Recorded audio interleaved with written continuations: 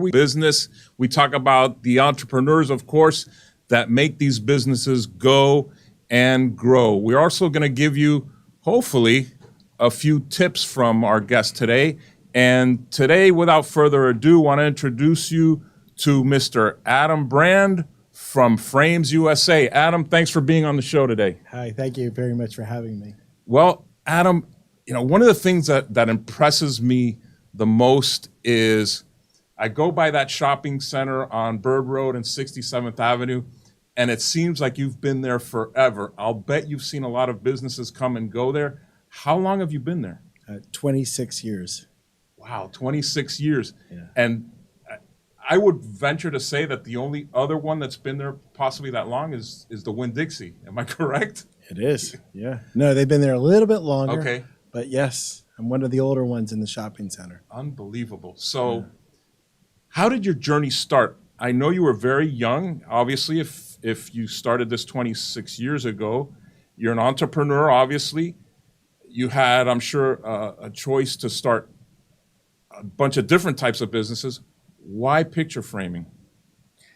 So I'm actually the second owner there. So I was looking at another business, and the business broker said to me, "You want to look at a picture frame business?" And I said, "I don't know anything about picture framing.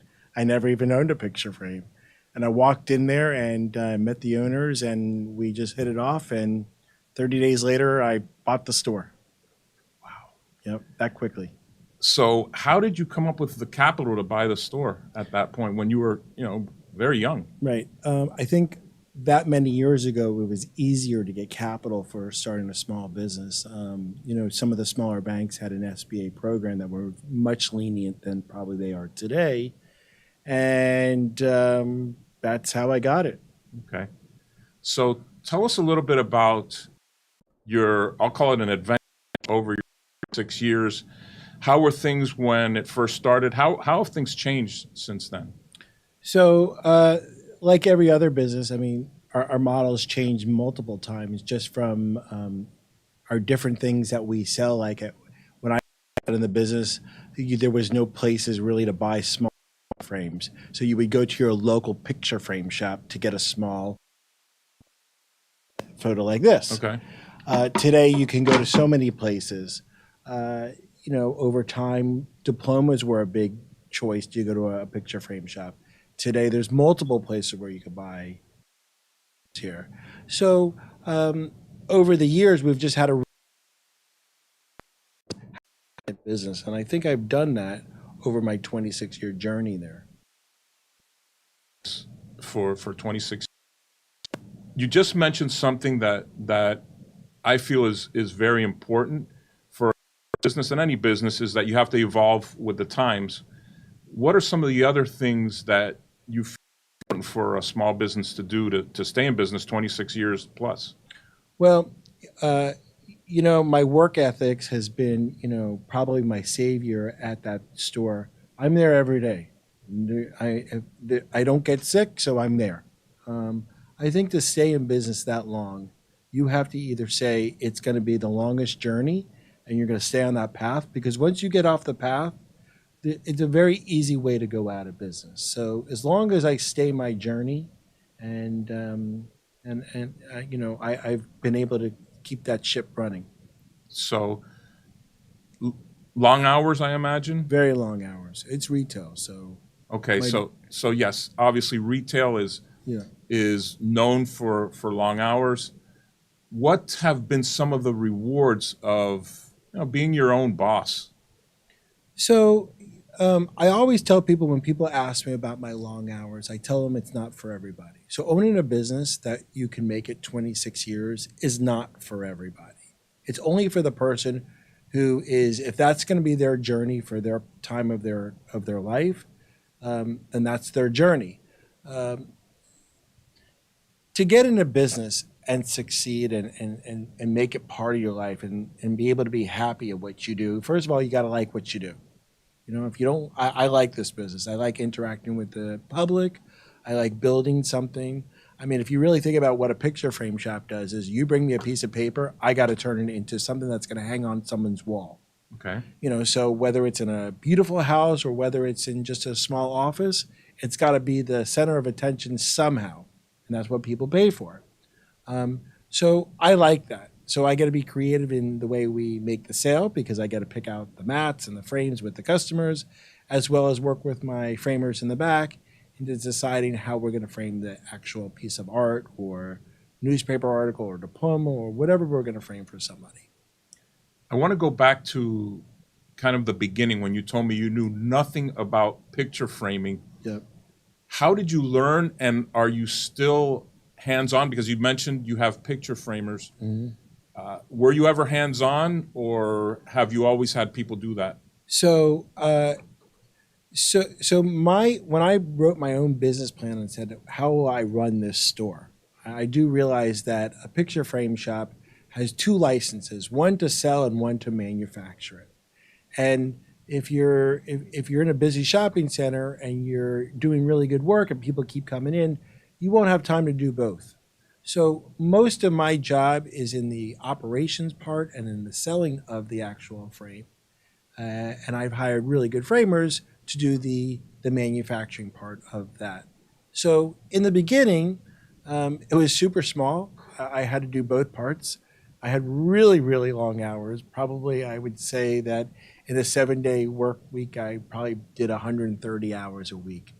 Now I probably do about 80 to 90, which is still a pretty long week. Almost like a half day for you, right? Yes. Compared to the old days. Yeah, I'm there at least 12 hours a day. No, every day. Okay. That's the journey of a picture frame shop. Okay. What are some of your challenges? What were some of them back then? Okay. And how have your challenges changed? So when I got in the industry, some of the big challenges was to understand the psychological analysis of how is someone going to pay for a picture frame. I came from something of I was much younger. I was in my late 20s, and it's very hard to say that is someone going to spend $200 to frame a piece of paper. It's a big challenge there. Wood was really, really expensive per foot when I got into there because most things came out of Europe. And so the challenge was the psychological understanding is we have to construct a piece of artwork and stay in business by doing that and get all sorts of supplies from glass to matting to backings to wires to screws to and all the machinery to put everything together. That's really interesting. Something you said really kind of triggered a thought in my mind. You talked about the psychology of even going beyond the sale, kind of the psychology of why spend all kinds of money on a picture frame. Sure. So how did you do that? How did you start to learn about the psychology of that specifically? So we'll fast forward. I'm going to answer it today. Okay. To answer it from in the beginning. Perfect. So today I look at when anybody brings something to me and I work with them is it means something to them. If you're gonna bring something to me, that means it's something to you. So, when people go to an art show and they spend all kinds of money on buying a piece of art, that piece of art connected with them. Whether it was $100 or $10,000 on buying that piece of art, Or a banana nailed to a canvas or for $250,000? Exactly. All right. So if someone was willing to pay for that, or let's say a college degree to spend thousands of dollars on getting that piece of paper, then my job is to make sure that's being hung up. Now, luckily for me there's a huge difference between custom picture framing and just going to IKEA and buying a ready-made frame, right? What's the difference? Explain that. Because that was something that I was curious about. Why can't I go to IKEA or Michael's and get a frame? Let's answer the psychological part Go ahead. of where I am today. And then answer that one. And then we'll go back to that one. All right. So for me to understand is let's say you went to Coconut Grove Art Show, all right? And you love this artist and you spent $750 on a piece of art, It wouldn't be $750,000, I can guarantee. Yeah, $750, all right? And you love that art. Okay, so it needs a frame now, right? Now, you're not going to put a $10 frame on there because you just spent $750 on there. So you're going to want to put a nice frame on there. All right. Now, on the flip side, let's say you went on art.com and you bought a poster of Spider-Man, for your kids' room. Does that warrant a custom picture frame? It all depends on my job behind the counter is to ask you questions like, is this something that's temporary? Is this something that you want to, if you just bought a really nice bed, do you want to put a $10 frame on there from IKEA? Or do you want it to look nice? Remember, in a picture frame shop, we're going to mount it so it's flat, so there's no waves in there. We're going to seal it. We're going to use a really good quality glass. We're going to use a real wood frame. Everything you're going to get is more of a quality versus something like in an IKEA, which is going to be usually a pressed wood, a very, very, very thin piece of glass. So my job is to just explain to you is I'm a store that's going to put quality, so it's going to last for as long as you want it to last. When you look at the things that we've done for the last almost 3 decades, I mean, those pieces of art shall last forever, as long as they're being taken care of. The wires are in perfectly in the back. The back is sealed. You can't open it, so unless you go to a frame shop. So those are some of the things. So how is it different today versus today? I'm in my 50s. Back then I was in my 20s. So I look at things a lot different. I understand why people buy art, or I understand what the purpose of buying a poster to fit a certain area, or to come to our store and order a mirror, because you want to accentuate your house and you want to bring more light in there and things like that. If it means something to you as the client, it's easier for me to find something that might mean well to the piece. It's harder to do that when you're younger because you don't understand. Picture framing is as I've gotten older, I understand more of the psychological behind of why people spend money on the products that we produce. Whereas you're younger, an 18-year-old kid who walks in a frame shop to frame a Spider-Man poster, I told them $120, they would have a heart attack. Yeah.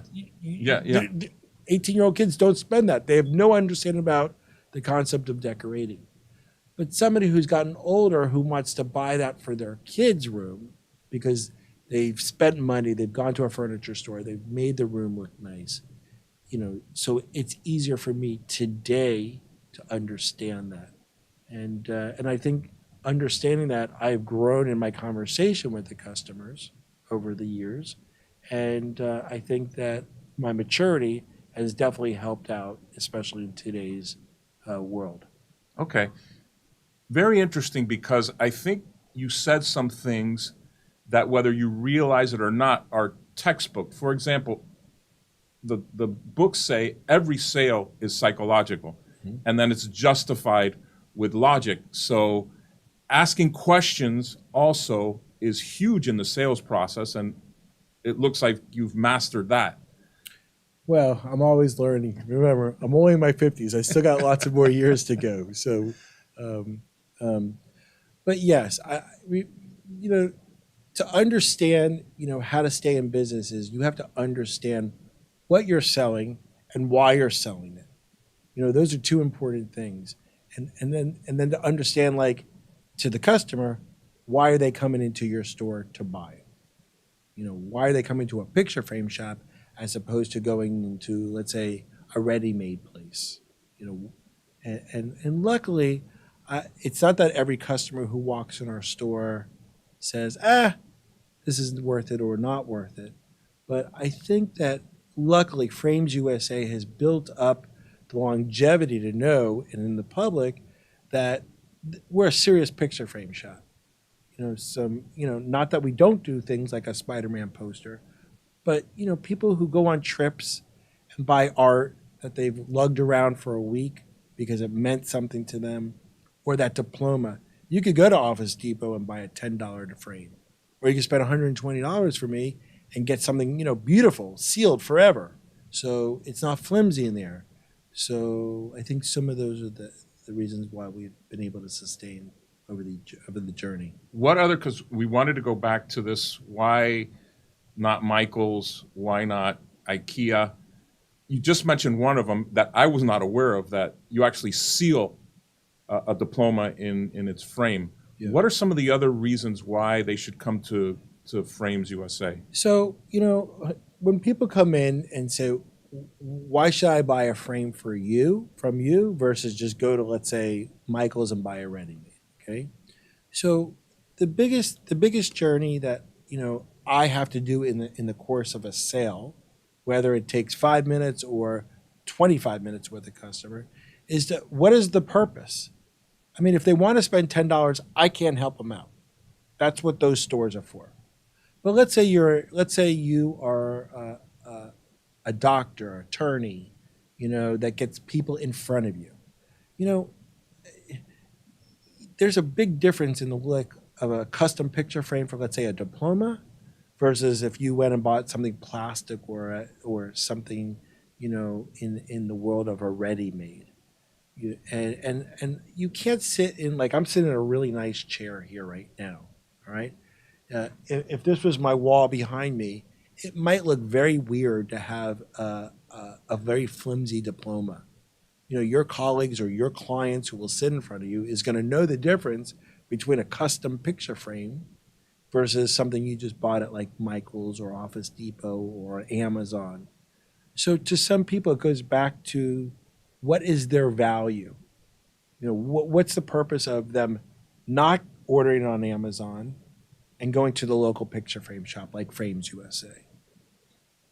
What is part of what you do? For example, I'll go in and I've got my diploma, and I say, you quote me, and I say, no, that's not really worth it. Do you try to sell them the value of that diploma? Sure. Again, if you're somebody that college didn't mean a lot to, or or no one's going to ever see your college degree, maybe the $100 is it's not willing to spend it, But let's say you're in an office and you have people constantly going in your office. How do you want to represent yourself? Mm-hmm. You can't sit in a really nice piece of furniture and put a dollar frame store your diploma on there. It just doesn't jive right there. Who are your customers right now? Is it walk-in business mostly? Is it somebody else? Sure. So I ask myself that every single day, who is my customer? And I've networked a lot within the whole community.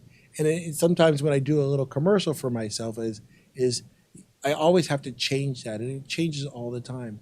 So right now, a focus is with travel. Luckily people here in South Florida travel all year round. So art is being bought all year round. One of the things that I like to do, and I think we do a great job, is framing paintings, things on canvas. Lots of art shows, artists love painting on canvas. If you go overseas, you go to the islands, you go to Latin America, you go to Europe, canvas is just sold everywhere. And those are the kind of things you can't just go to, like, a Michael's and buy a ready-made, or you can't call Amazon or go on Amazon Prime. You can't do that. You have to go to a local picture frame shop. So those are the things that we're doing. The customer has to come to me or another local frame shop to frame things to. But luckily here also in South Florida, believe it or not, there's a lot of people who love art. I mean, we have a huge art, business here in Miami. And so coming into, like, a store like myself, you'll get lithographs, seriographs, lots of posters, all sorts of 3D, pop art. Okay, so it's not just a frame shop. Well, these are the things we frame. Oh, okay. Yeah, these are the things. But you also have an art gallery, don't you? We have walls in our place, so we have to design. We have to put things up there for sale. Okay. Yeah. I'm a marketer, and I always like to talk about the marketing aspects of business. And one thing that I love that you do is, and you said you were a big networker, and you have not an elevator speech, you have a one floor elevator pitch that I love. And what is it, Adam? You name it, I'll frame it. There you go. There you go. It doesn't get much clearer than that. Right. That's genius. Yeah. And you can tell somebody and they'll understand right away what you do in actually in one floor of an elevator. And I know you're also a promoter extraordinaire, I would say. You're very active on social media. I know in the past you've done a lot of events with a lot of cool people, even with chimpanzees paintings, and you've had dog painting events or pet painting events. So how did that all start? So, promoting something is one of my least favorite things because it's the hardest thing to do because there's always a reason why somebody might show up or might not show up. And, but, a small business, I always say this is if I worked in, let's say, a sub place where I sold, sandwiches all day long, I don't have a lot of flexibility in what I do. I can't say if I owned, let's say, a pizza place, I could do art shows there. It just wouldn't be the right place. But I think one of the reasons why I've been able to stay in my business for so long is the creativity that I've done to keep my business going is extraordinary. So any art gallery and frame shop, there's so many things you can do to promote yourself. And yes, I've done some amazing art shows there. And all those things, help keep the business alive. I mean, your customers you're always looking for something to bring somebody in the door. So whether it's an art show, whether it's a coupon, whether it's here we're talking and maybe someone's going to watch this talk show, these are all the things that I've been able to do to keep that 26 years going. How about challenges right now in the retail environment? What are some of the things that you're challenged with I'll say it post-pandemic. I won't even talk during the pandemic, but post-pandemic, what have been some of your challenges? So the online business and the big box stores, as I said, 26 years ago when I got in this business, Thanksgiving, Christmas, Valentine's Day, those were days where, oh my God, like everybody had to have a picture framed. Interesting. So it was seasonal. Your business was seasonal. Back then. Okay. Back then. What's taken that away is today, for an 8x10, you can go to your local picture frame shop, but there were more people today that can just go to Amazon or CVS or, Target and buy little frames like that it's not advantageous for me to create because they want to spend under $10 and we don't do things for that cost. So this, and I'll call it an evangelization of you having to remind people what a certain piece of artwork, memorabilia, that kind of thing is worth, the intrinsic value, the emotional connection, all those things. Have you ever taken that online? Is that something that you've put on your website, for example, or in social media? Because it's something that I feel is critical as a marketer to communicate, because people may not realize, look, there's a huge value in that, in displaying it correctly, something like a diploma. Is that something, besides when you're trying to sell somebody, that you put out there? Well, let's use the example of sports jersey, right? Okay. Sports jerseys can get very expensive. I mean, signatures from athletes are tremendous. So, you're not going to go spend $1,200 on a jersey, or right now you can spend $2,500 on a Messi jersey, from the World Cup of last year. It's not like you're going to just go in and go on Amazon and buy a $30 frame for something like that. You're going to want somebody who's experienced in handling something of that kind of value, to preserve that. Our store has done very, very well on that job. All right, so you gave me the perfect segue, Adam. Speaking of of Leo Messi. It's show and tell time. So Okay. I would be remiss if I didn't allow you to show some of the work you've done. So let's start with Messi. So let's get him in frame. Let's put it right so here. I just framed up a couple of things to show the audience Okay. of what a picture frame shop can do. Okay. All right. So here's Bring it over here. Okay. So There you go. here's a picture. Just a photograph with a signature. We used an acid-free mat with a white core here. We have a piece of conservation glass and a frame, and a black wood frame on here. What is conservation glass? Glass with UV. So the Okay. signature will stay alive forever. One of the things that differentiates a custom picture frame shop, let's say then from an IKEA, is like this glass right here. I could leave it, in a window, and that signature in 30 years is going to be there. Wow. If it's just a piece of regular glass Yeah. in the same spot, It's fried. it will disappear. Yeah. So, for all the audience out there, if you do have things of value and you're wondering, like, is my picture fading, bring it to either my shop, Frames USA, or your local picture frame shop, and put some conservation glass on there to help, so your art doesn't fade. Interesting. Yeah. What else do you have? All right. So, I brought, here's my diploma. Okay. And I don't have a great one, but this is like I framed. This is one of the first things I framed like many, many moons ago. Okay. You You did it personally yourself? Yeah. Okay. So this is just a gold fillet with a matte conservation glass and another black frame here.